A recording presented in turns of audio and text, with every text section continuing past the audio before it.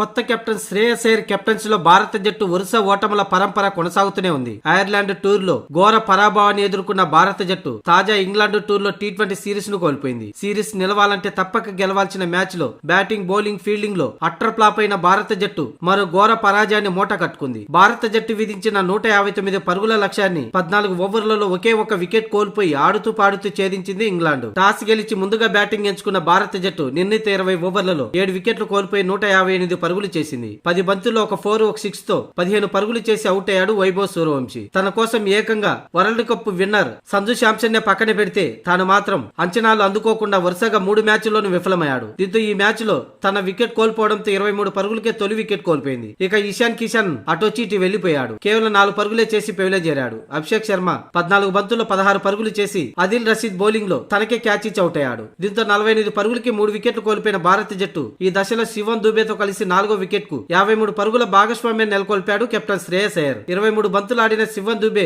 22 పరుగులే చేసి పెవిలియన్ చేరగా ఆ తర్వాత వచ్చిన చెత్త ఆల్రౌండర్ వాషింగ్టన్ సుందర్ 8 బంతులు 5 పరుగులే చేసి నిరాశపరిచాడు. అసలు ఇతన్ని ఎందుకు తీసుకుంటున్నారో దేవుడికే తెలియాలి. మరోవైపు వికెట్లు పడుతున్న మరో ఎండులో పాతుకుపోయిన శ్రేయస్ అయ్యర్ 49 బంతుల్లో 5 4లు 5 6లతో 80 పరుగులు చేశాడు. అయితే తాను కెప్టెన్ ఇన్నింగ్స్ ఆడడంతో టీమిండియా 158 పరుగులైనా చేయగలిగింది. మిగతా బ్యాట్స్మెన్లు అటొచ్చి ఇటు వెళ్లిపోతుండడంతో ఇంగ్లాండ్ ముందు భారీ టార్గెట్ లేకుండా పోయింది. ఇక అటు బౌలింగ్ లోనూ తీవ్రంగా నిరాశపరిచింది టీమిండియా. తొలి ఓవర్ మేడిన్ తో మొదలుపెట్టిన హర్షదీప్ సింగ్ తన రెండో ఓవర్ లో జోస్ బట్లర్ అవుట్ చేశాడు. దీంతో 13 పరుగులకే తొలి వికెట్ కోల్పోయిన ఇంగ్లాండ్ ఆ తర్వాత Phil Salt, England captain Harry Brook కలిసి భారత బౌలర్లకు చుక్కలు చూపించారు. టీమిండియా బౌలర్లను ఏ ఒక్కరిని వదలలేదు. ఆఖరికి ప్రిన్స్ యాదవ్ బౌలింగ్ లో కూడా చెడుగుడు ఆడుకున్నారు. ప్రిన్స్ యాదవ్ వేసిన తొలి ఓవర్లోనే 15 పరుగులు వచ్చాడు. ఇక ప్రసిద్ధి కృష్ణ అయితే 3 ఓవర్లో 26 పరుగులు ఇచ్చి ఒక వికెట్ కూడా తీయలేదు. హర్షదీప్ సింగ్ 4 ఓవర్లలో 41 పరుగులు ఇచ్చి ఒక వికెట్ తీయగా మిగతా వారంతా విఫలమయ్యారు. ముఖ్యంగా అక్షర్ పటేల్, వాషింగ్టన్ సుందర్, శివన్ దుబే ఇంగ్లాండ్ ను తొందరగా మ్యాచ్ విన్నింగ్ అయ్యేలా చేశారు. 2 ఓవర్లు వేసిన అక్షర్ పటేల్ 24 పరుగులు ఇస్తే